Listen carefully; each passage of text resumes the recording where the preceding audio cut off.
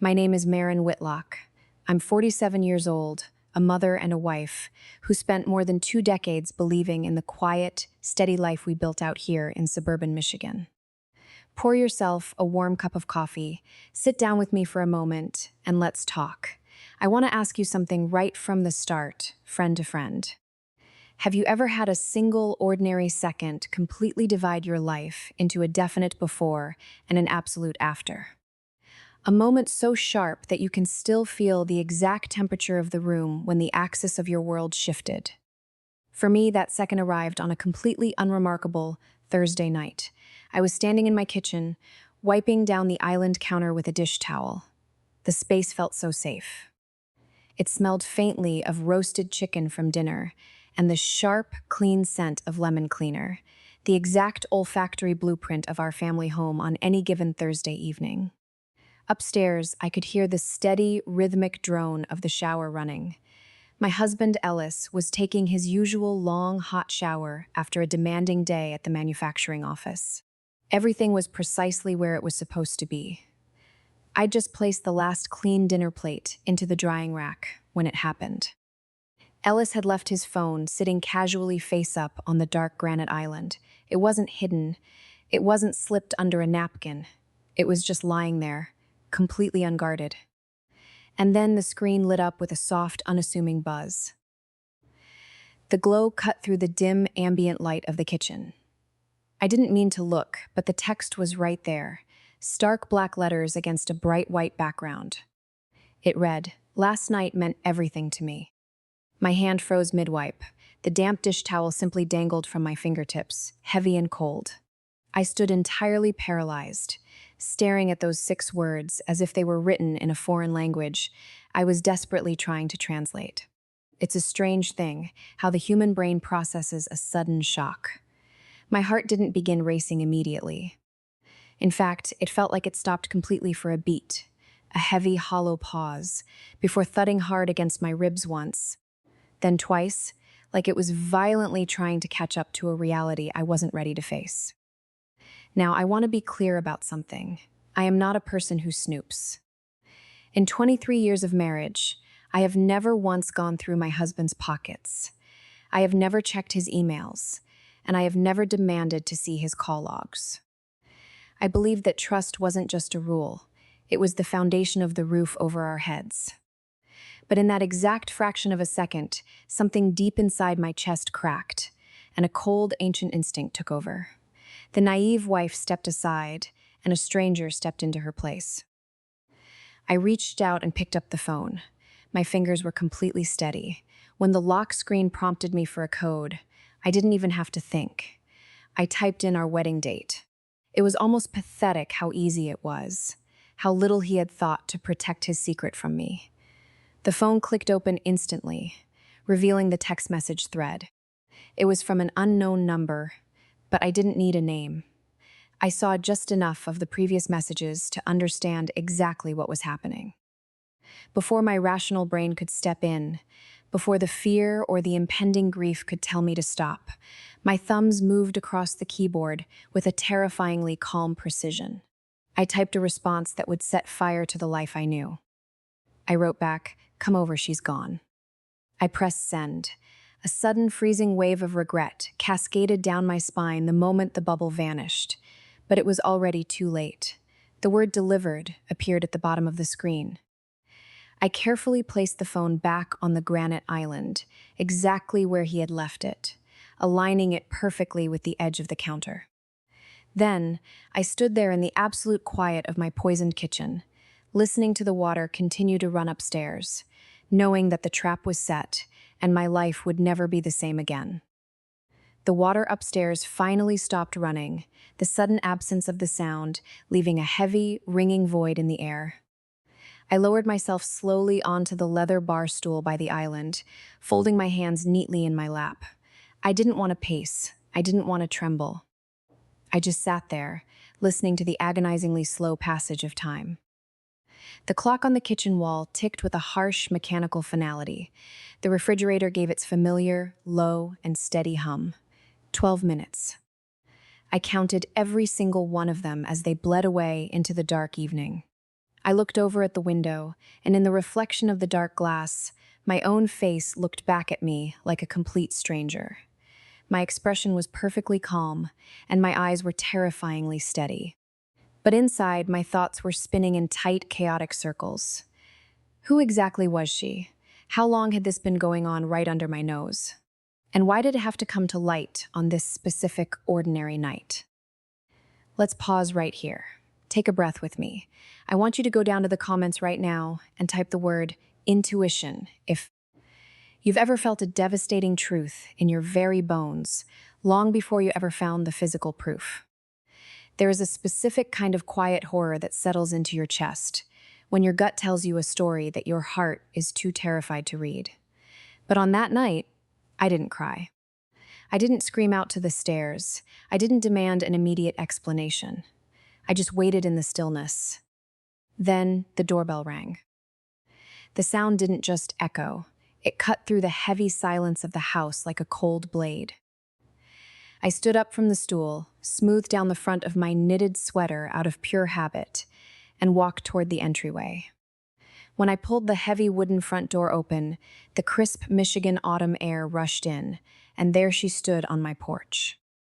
It was Colette Vance. She was 49, elegantly put together even under the harsh glare of the porch light, wearing a perfectly tailored wool coat and subtle, impeccable makeup that made it obvious she hadn't thrown herself together by accident. But the moment her eyes met mine, the color completely drained from her face. Her lips parted slightly, and the elegant composure she usually carried vanished in a heartbeat. "Where is Ellis?" she whispered. The words hung in the freezing air between us like dense fog. I didn't yell. I didn't slam the door in her face. Instead, I stepped back into the warmth of the foyer, opening the door wider, and looked her right in the eyes.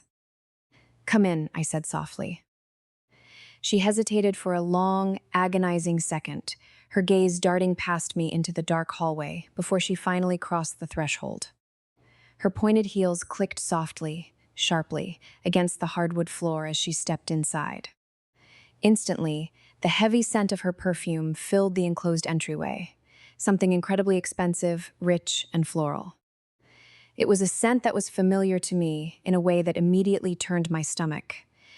A scent I had smelled on Ellis's jackets after long meetings.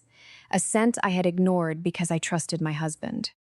I pushed the front door closed behind her until it locked with a quiet, definitive click. We walked into the living room and just stood there, neither of us making a move to sit down. The silence stretched between us, growing heavier and more suffocating with every passing heartbeat. Upstairs, the heavy footsteps finally moved across the bathroom floor. I heard the door click open, and then Ellis came down the stairs, his hair still damp, wearing a casual gray t-shirt and loose joggers. He reached the landing, turning the corner into the living room, and froze instantly on the bottom step. His eyes flicked from me to Colette, then back to me, searching. There was no massive explosion of shock on his face, no sudden shout, just a subtle, terrifyingly calculated flicker in his eyes. It was the look of a man who was surprised only by the fact that I was standing there witnessing this, instead of being exactly where he expected me to be. "Marin," he started, his voice dropping into a low, cautious register. I didn't answer him. I chose to watch Colette instead. I watched the precise way her eyes darted to his, a silent, desperate exchange passing between them in a fraction of a second. They weren't scrambling for panicked excuses. In that moment, a realization settled over me like frost. They had been here before. Maybe not in this exact room, but they had lived this moment entirely in their minds, rehearsing what they would do when the truth finally broke. This wasn't a reckless, one-time mistake born out of a weak moment. This was an entirely separate life that had been building quietly right under my roof. Ellis descended the last step, his bare feet hitting the hardwood. "This isn't what it looks like," he said, stepping closer. Colette reached up, her manicured fingers touching her necklace as she composed herself, drawing in a sharp breath. "We should talk like adults, Marin," she said, her voice smooth, perfectly polished. "All of us." I studied them both. I looked at the careful, deliberate physical distance they kept from one another, the way their eyes met for mutual support. When I finally spoke, my voice came out remarkably even, almost gentle. How long have you both been waiting for me to step aside? The question landed heavily in the center of the room. Ellis shifted his weight uneasily, and Colette's lips pressed together into a tight, thin line. For the first time since she walked through the door, neither of them had an immediate, rehearsed reply. The grandfather clock in the corner seemed to tick louder and louder in the suffocating quiet. I didn't raise my voice. I didn't need to. The steam from Ellis's shower still lingered faintly in the hallway air, mixing with Colette's expensive floral perfume and the remnants of our family dinner.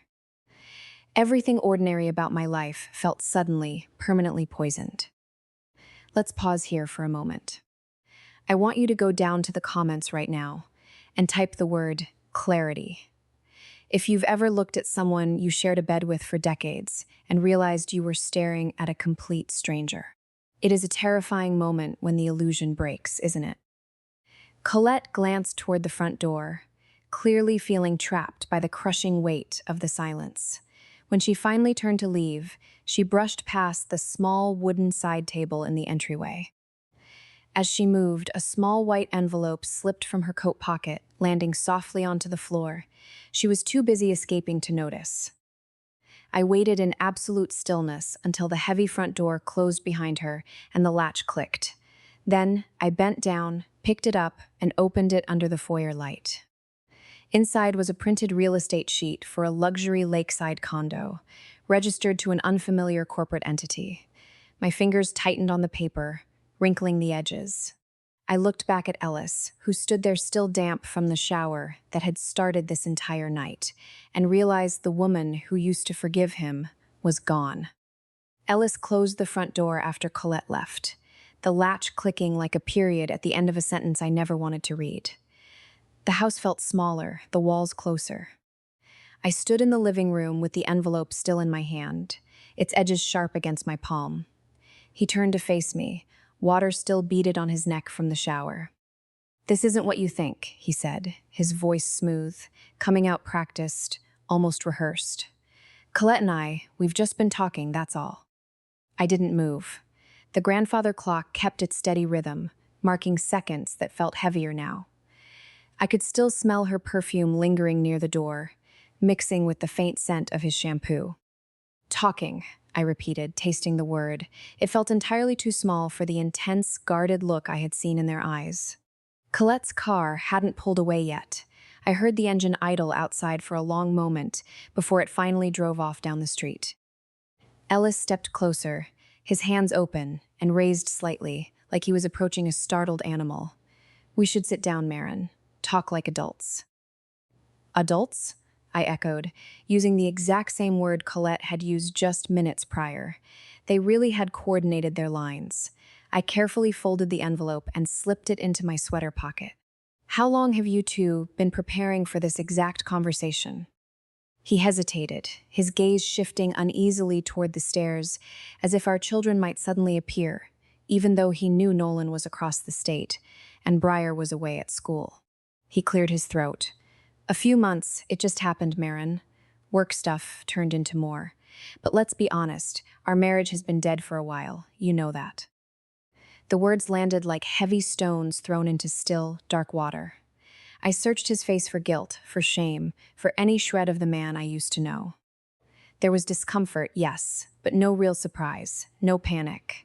They had already built their story together, brick by careful brick. I stood there thinking of all the late nights he'd blamed on urgent manufacturing projects, the weekends Colette had conveniently shown up at church events with that polished smile, always asking the right questions about our family. "She knows things," I said quietly, the realization cutting through me. "She knows exactly where I visit my mother on Wednesdays. She knows that Briar's dorm is 2 hours away. Does she even know which side of the bed you sleep on now?" My voice stayed completely level, but inside, the pieces clicked together with painful clarity. This wasn't just a matter of stolen moments or reckless mistakes. Colette had been invited into the very edges of our life, into my life. Ellis rubbed the back of his neck, a familiar gesture he always did when he felt cornered. You're blowing this entirely out of proportion, Marin. Colette's been a friend to both of us. She lost her husband. She understands what it's like when things get routine. Routine, I let the word sit between us, cold and heavy. If you've ever had to watch someone look you dead in the eyes and lie about the very ground you've built together, you know the deep chill that settles in your chest. I walked past him into the kitchen, poured myself a single glass of water, and drank it slowly. The cool liquid grounded me. He followed me, hovering near the island where his phone still lay innocently. How long have you both been waiting for me to step aside? I asked again. The question silenced him entirely. He opened his mouth, then closed it. For a brief moment, the mask slipped, and I saw the calculation there. The man who had already imagined a completely new chapter without me in it. Estimated word count, 850. Actual word count, 854. We didn't plan to hurt you, he finally said, his voice dropping into that quiet, reasonable tone he used when wrapping up business deals. But people change, Marin. Maybe it's time we face that. I set the glass down carefully on the granite, making sure it didn't click too loudly. No slamming, no tears, just the quiet weight of knowing. I'm not making this harder for you, Ellis. I'm just refusing to make it easy. He tried another angle, his voice softening with performance-grade gentleness. Let's not do this tonight, okay? The kids don't need to know right now. We can figure this out privately. His eyes flicked to my sweater pocket, where the envelope rested, but he didn't know I had it. Not yet. The next morning arrived gray and quiet, the kind of Michigan autumn day that promised rain but held back its heavy drops. I made coffee like always, the grinder's predictable hum filling the kitchen while Ellis moved around upstairs, dressing for work. When he came down, his tie was slightly crooked. He leaned in and kissed my cheek out of pure habit, and I let him. My face stayed entirely neutral as he grabbed his keys and left, the front door shutting behind him with a soft, chilling finality. Only then did I move. I sat down at the kitchen table with my laptop, opening our shared finances. Account after account, login after login, I began digging through the digital trail. At first glance, the transactions looked completely innocent. Regular, modest amounts wired to something listed as Vance Harbor Consulting. Ellis had mentioned it casually over dinner months ago, calling it a tax consultant Colette had recommended to help with business deductions. I had nodded and trusted him back then. But now, digging into the corporate filings, the truth opened up. The company linked directly back to Colette's home address, with her signature on the legal filings. The payments weren't massive, but they were consistent, regular, and drawn straight from our joint account, our family money. I screenshot every single ledger, my heart steady but my mind racing through the mathematical reality of what they were doing. They weren't just hiding a relationship. They were quietly draining the foundation of my life. I stood up from the kitchen table, leaving my laptop open, and walked upstairs into Ellis's home office. The room smelled heavily of old paper and the faint familiar leather of his high-backed chair.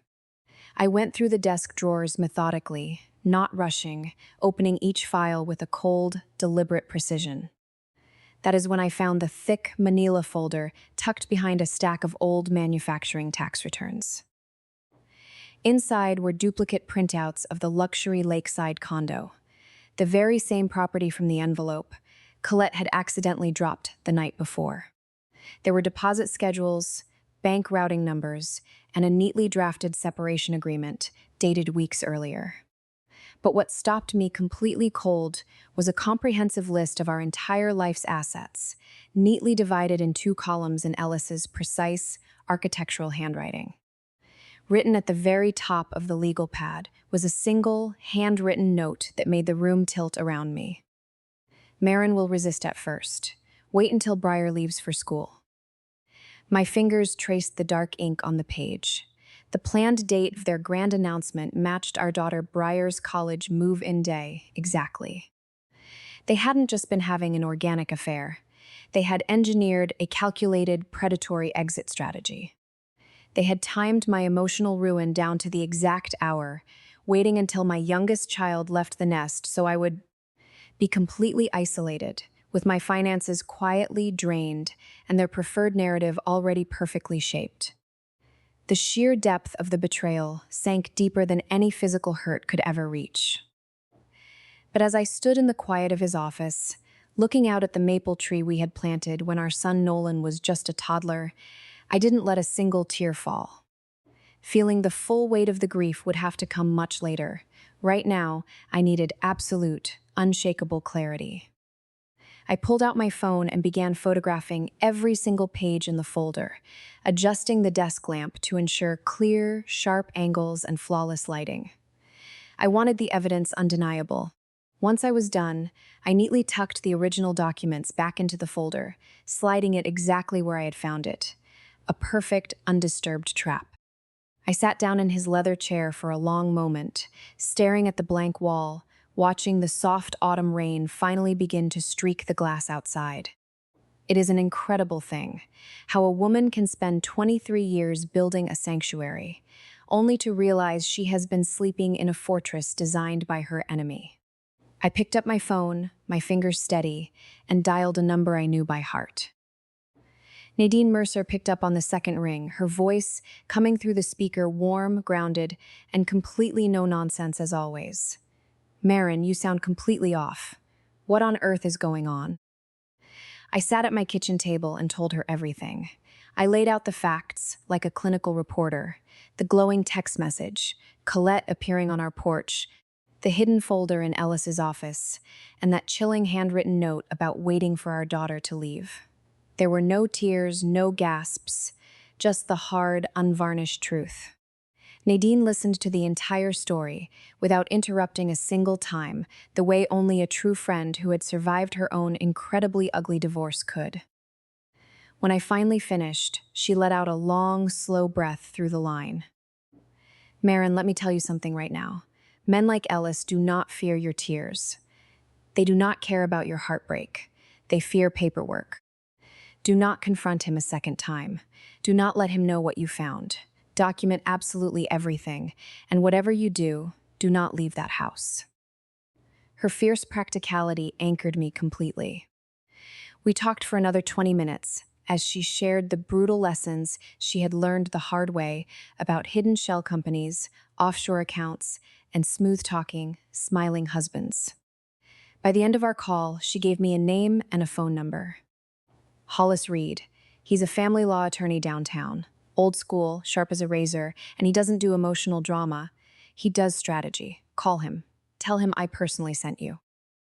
I thanked her, hung up, and stood up from the table. The house felt entirely different now. It no longer felt like the family sanctuary I had decorated and loved. It felt like a cold, calculating chessboard. I walked over to our home printer, quietly ran copies of every financial screenshot and document photo I had taken, and then tucked the original digital files into a secure, encrypted email vault. The next afternoon, I found myself sitting in Hollis Reed's modest, quiet office downtown. The small waiting room smelled heavily of dark coffee and old, leather-bound law books. When Hollis opened his inner office door, I saw a 58-year-old man with a calm, measured presence, silver hair, wire-rimmed glasses, and the kind of steady, unblinking gaze that let you know he had seen every single iteration of this exact story before. He didn't offer me cheap sympathy or dramatic promises. He simply sat across from me, reviewed the thick stack of printed photos I had brought, and let out a quiet hum. He looked up over his glasses. "Do you want revenge, Mrs. Whitlock, or do you want total protection?" "Both," I answered him without a single second of hesitation.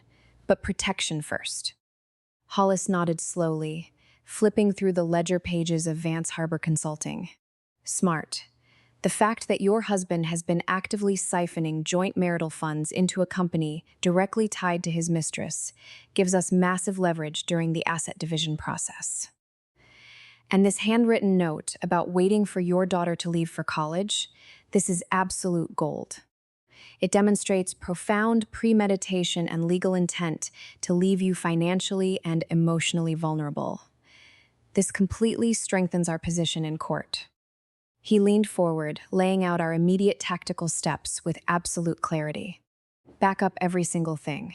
Take more photos. Stay physically inside that house. Do not sign a single piece of paper he gives you. And above all, do not reveal a single shred of what you actually know. We are playing the long game now, Mrs. Whitlock. Let him believe you are still just a grieving, confused wife processing a marital rough patch. The more comfortable and relaxed he becomes, the more errors he will make, and the more he will slip. I left his office with a clear head and a distinct strategy.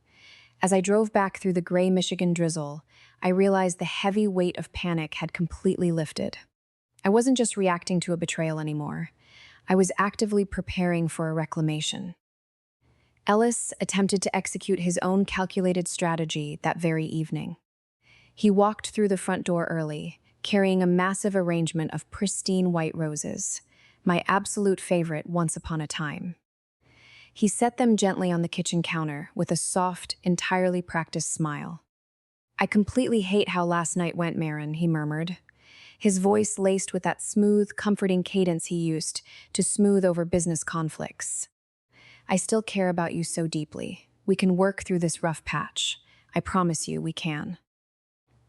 I accepted the flowers without a single flinch, my hands remaining perfectly steady as I went to the cupboard, retrieved a crystal vase, filled it with cool tap water, and arranged the stems one by one. "Thank you," I said simply, offering a soft, compliant nod.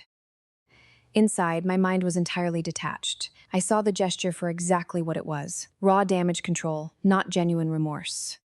He stood near the island, his eyes searching my face intently, hunting for any visible cracks, any emotional outbursts, or any signs that I was onto his scheme. I gave him absolutely nothing to read. I played the part of the processing, compliant wife to absolute perfection. Over the next few days, his performance intensified beautifully. There was fresh coffee brought to my bedside in the mornings, sudden mentions of old nostalgic family vacations, and frequent takeout from my favorite local Italian restaurant. It was an entire script of damage control, wrapped tightly in artificial concern. I accepted every single gesture with a quiet, predictable grace, offering very little emotional data in return. And every single night after he went to sleep, I quietly added new, meticulous observations to my secure digital notes, the specific times he checked his phone under the table, his sudden, highly uncharacteristic interest in my mother's health, and the way he hovered near his locked laptop. Then the true psychological trap opened up. My daughter, Briar, called me from her college dorm on Tuesday afternoon, her young voice sounding incredibly small, anxious, and deeply confused. "Mom," she started, hesitating over the line, "Dad texted me yesterday. He was asking if I thought you'd be happier if you moved out of the house and lived closer to Grandma in the winter. He made it sound like you guys need space, and that you were the one who was really thinking about packing up and moving." "Mom, is something terribly wrong?" The sheer cruelty of his manipulation stung like a physical blow, temporarily tilting the floor beneath my feet. Ellis wasn't just planning to leave me, he was actively poisoning the well. He was weaving a narrative to our own children, rewriting the history of our marriage to paint me as the unstable, fragile one who simply couldn't handle the routine and chose to walk away. He wanted to look like the mature, patient father left behind to pick up the pieces, entirely sanitizing his and Colette's hands before the community. I drew a long, deep breath, anchoring myself against the kitchen counter, and kept my voice incredibly warm, light, and maternal. "We are just working through some grown-up stuff, sweetheart. Your dad and I have been together a very long time, and sometimes transitions take a little bit of time to navigate. Please don't worry about us at all. You just focus on your classes and your new midterms, okay? I love you so much." After we hung up, the silence of the empty kitchen felt heavy and alive. My internal pain turned permanently into absolute, unyielding steel. "Friend, let me ask you to stop right here. Go down to the comments and type the word boundaries. If you believe that a mother's fiercest, most calculated strength comes alive the exact moment someone tries to weaponize her own children against her reality. I went back to Hollis Reed's office that following afternoon to present the new details. He reviewed the timeline, nodding with a grim, cold satisfaction. "You are doing this precisely right, Mrs. Whitlock. Let him keep talking to the children. Let him keep building his artificial paper house. Do not correct him and do not cry. When the time comes to pull the pin, he won't even see the room changing around him." 1 week later, the annual anniversary dinner for Ellis's manufacturing company arrived like an inevitable storm. It was a massive celebration marking 30 years of his business, hosted in the grand ballroom of our local country club. The room was packed with over 100 guests, colleagues, prominent city business partners, church members, neighbors, and close family. Nolan had driven in from out of state, and Breyer had come home from her college dorm for the weekend. Ellis had insisted that I attend. "We absolutely need to show a completely united front tonight, Marin," he had told me that morning while adjusting his silk tie in the bedroom mirror. "It's crucial for the company's reputation, for our clients, and honestly, for the kids." I had agreed quietly, giving him another compliant, soft nod. But inside, I knew this was exactly the room Hollis Reed had spoken about when he told me that sometimes the setting matters far more than the argument. I prepared for the evening with an absolute chilling meticulousness. I chose a simple, elegant black dress and wore the classic pearls Ellis had given me for our 20th anniversary. Inside my small evening clutch, I carried a single, thin white envelope. It didn't contain all of my evidence, just the most damning, indisputable pieces. High-resolution screenshots of the text messages, clear bank ledger transfers to Vance Harbor Consulting, the luxury lakeside condo listing, and a perfectly scanned copy of his handwritten note detailing the timeline to push me out once Breyer left for school. The country club ballroom glittered under massive crystal chandeliers and ornate autumn floral centerpieces. Laughter and the sharp clinking of champagne glasses filled the air. I moved through the crowded room with practiced, elegant ease, smiling warmly and accepting generous compliments on how lovely the event looked. Colette Vance was there, of course, officially acting as the evening's premier event consultant. She wore a deep burgundy silk dress, her hair swept up elegantly. Our eyes met exactly once across the crowded floor. She offered me a polite, tightly controlled nod, and I returned it with an icy calmness. Ellis stayed exceptionally close to me for most of the cocktail hour, his hand occasionally resting on my lower back, a flawless performance for the public audience. Nolan and Breyer seemed visibly relieved to see us standing side by side. "You two look really good tonight," Nolan said quietly during drinks. I simply smiled at my son and said nothing. When dinner concluded, Ellis walked up to the stage to give his keynote speech. The ballroom quieted down instantly. He looked every single bit the successful, distinguished, and incredibly grateful husband, tall, confident, and completely in control. 30 years, he began, his voice sounding warm and deeply resonant through the microphone. And I can say, with absolute certainty, that I could never have built any of this without the unyielding support of my incredible wife, Marin. She has stood by my side through every single challenge we faced. A loud wave of applause rippled through the grand room. I sat perfectly still at our front table, my hands folded neatly over the thin envelope resting in my lap. Colette stood near the side wall, smiling like a woman who believed she had already won the ultimate prize. Ellis continued building momentum, leaning into the microphone. "We've had our fair share of ups and downs, like any long, meaningful marriage. And sometimes life asks us to make exceptionally brave changes, to step into entirely new chapters of our lives with grace, maturity, and complete honesty." The words landed with surgical precision. Brave changes, new chapters. I saw a few prominent business partners exchange knowing, subtle glances. The artificial narrative was already spreading quietly, tastefully. The Whitlocks were separating amicably, mature adults making civilized, legal choices. He was positioning himself as the thoughtful hero gracefully moving forward into a new life. My pulse remained entirely steady, hitting a calm, even rhythm.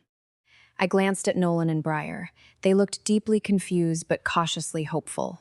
Colette's polished smile deepened slightly near the stage exit. Ellis wrapped up his remarks to another massive round of applause. As he stepped away from the podium, a visible look of profound relief crossed his face. The performance had gone perfectly. Then I stood up. The legs of my chair scraped softly against the polished wood floor. Nearby conversations dipped instantly. Eyes began turning toward me in curiosity. Ellis paused mid-step on the stage stairs, a sudden flicker of absolute surprise crossing his eyes. I walked slowly to the front of the room, the envelope held firmly in my hand, my high heels measured and steady against the floor. The entire ballroom grew completely still, expectant. This definitely wasn't on the event schedule. I stopped right at the podium and adjusted the microphone. For a long, silent moment, I simply looked out at the sea of faces. People we had known for decades, our closest neighbors, our church members, our primary business partners. Then I spoke, my voice coming out crystal clear, entirely calm, and utterly unshakable. "Before my husband talks to you all tonight about brave changes," I said, looking directly out into the crowd, "I think everyone in this room should know who has actually been planning them." The silence in the ballroom deepened into something suffocating. Ellis took a half step forward, his face hardening, but I continued without a single pause. "I am not standing here tonight to make a dramatic scene. I am standing here to share the absolute truth." I opened the thin envelope and held up the very first page. "These are our private joint bank records. Regular, calculated funds transferred straight to a consulting shell company owned entirely by Colette Vance." A sharp, audible gasp rippled through the front tables. I set the page down on the podium and lifted the second document. "This is the luxury lakeside condo they have been viewing and selecting together." I lifted the final page. "And this is a handwritten note written in my husband's own architectural hand. Marin will resist at first. Wait until Briar leaves for school." More gasps exploded through the room, followed by a wave of stunned murmurs. I didn't raise my voice a single octave. I didn't need to. The document spoke with a devastating, undeniable clarity. Colette had gone completely pale against the side wall, her hand gripping her necklace. Ellis's face tightened violently, his hands clenching into white-knuckled fists at his sides. "I don't expect a single person in this room to choose sides tonight," I said, meeting the wide eyes of our oldest friends. "I just needed to ensure that this community remembers what actually happened." Nolan stood up slowly at our family table, staring dead at his father in absolute disbelief. Briar's eyes were wide, completely filling with hot tears. The crushing weight of the truth pressed down on every single person in the room. Ellis rushed back toward the microphone, forcing a strained, terrified smile. "Marin is clearly very emotional right now," he stammered, trying to address the crowd. "This is entirely a private family matter." "No, Ellis," I interrupted evenly, speaking directly into the microphone before he could grab it. "I was emotional last week. Tonight, I am completely documented." The room stayed completely frozen, the corporate event cameras that had been recording the speeches continuing to roll, capturing every single second of the exposure. I stepped back from the microphone, leaving the white envelope resting on the stand where anyone could read it. The truth was finally out. Not all of it, but more than enough. Colette slipped toward the grand exit doors, but Nadine, who had come as my personal guest, moved subtly and smoothly to block her path, speaking a quiet word I couldn't hear. I walked back to my seat. The thunderous applause from earlier had died completely, replaced by a stunned, heavy silence and the low, frantic murmur of voices beginning to process what they had just witnessed. Ellis stood entirely alone near the stage. His confident, charming mask finally cracked down the middle. For the very first time in our entire marriage, He looked like a man who no longer controlled the narrative. Heads turned rapidly between Ellis and me as whispers spread like cracks across thin ice. He recovered enough to reach for the microphone again, his hands shaking slightly. "Everyone, please. Marin has been under an immense amount of stress lately. This is simply not the time or the place." I didn't bother to stand up this time. I simply spoke clearly from my seat, my voice carrying effortlessly across the quiet room. "The corporate documents are right there for anyone who wishes to see them. The siphon transfers from our joint account, the luxury condo listing, and the handwritten timeline to wait until our daughter was away at school before pushing me out of my own life." Nolan rose fully from the table, his chair pushing back loudly against the floor. "Dad, is this true?" Ellis's mouth opened, but no smooth corporate answer came out. Briar sat beside her brother, hot tears slipping down her cheeks as she looked up at him. "You literally asked me if Mom was moving to Grandma's," she said, her voice small but piercingly clear through the room. "You made it sound like it was all her idea." The entire room watched our family unravel in real time. I felt no cheap triumph, no wave of petty joy, only a heavy, profound sadness mixed with an overwhelming sense of relief. This public exposure was the necessary cost of the truth. Ellis tried one final time, stepping closer to the edge of the stage. "We can discuss this privately as a family, please." "No, Ellis," I said calmly. "You chose this specific room to talk about brave changes and new chapters. Now the entire room knows exactly what those changes looked like." Colette flushed crimson at the side door as Nadine stood there with quiet authority, murmuring, "Leaving won't make the paperwork disappear, Colette." For the first time, their perfectly coordinated double life had no response prepared. I stood up one last time, addressing the room with finality. "I don't need anyone here to choose sides. I just need you to remember the truth. The rest will be handled privately, the way it should have been from the very start." Ellis gripped the podium, his knuckles stark white. "Marin, this is deeply humiliating for all of us." I looked at him directly, my voice devoid of venom, carrying only pure fact. "Humiliating is finding out that your husband and his mistress have been planning your exit strategy while you are still sleeping in the same bed. This, Ellis, is just clarity." Nolan walked over and placed a strong hand on my shoulder, and Briar followed, wiping her eyes as they stood by my side. Their public support in that exact moment meant more than I could ever express. Around us, guests began murmuring and standing to leave, while others stayed to process the shock. Phones were out, and the story would spread rapidly, but it would be on my terms this time. The confident businessman who built a company from nothing looked incredibly small, lost under the stage spotlight. Nolan drove us home, Briar and me. The car was completely quiet except for the low hum of the engine and an occasional sniffle from the back seat. I stared out the window at the passing streetlights, feeling the intense adrenaline slowly fade into peace. The house was dark when we arrived. I made a warm pot of tea for Briar, and we sat together in the living room. We didn't rehash every single ugly detail. We simply sat close.